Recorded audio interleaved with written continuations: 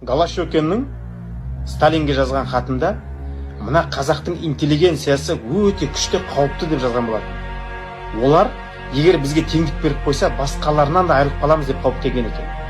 Сол себепті қазақ интеллигенциясын құрбандыққа шалып жіберген. Ресей екі халықтан қорыққан. Бірі біз, екіншісі Украина.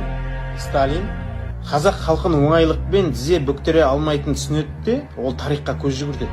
Тарихта американдықтардың үндістерді отарлау үшін алдарындағы бизондарды қырып салып, аштықтан әлсіретіп барып, халқын тізе бүктірген айтылған.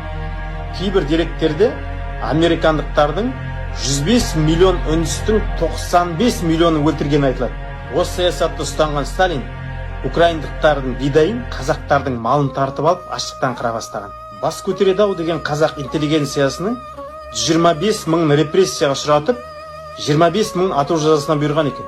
Кезінде Ресейді мойындатқан әрбір алаштың арыс азаматы елім, жерім, ұрпағым деп барып жер құшты. Әрбір қазақ баласы өзінің кімнің ұрпағы екенін ұмытпауы тиіс. Жер отан. Сол жер үшін әр қазақтың қаны мен тері төгілген.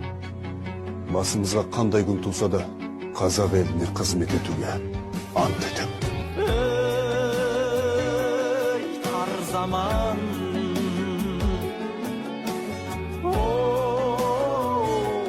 тар заман,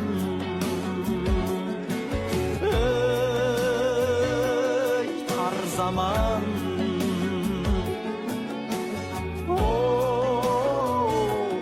тар заман.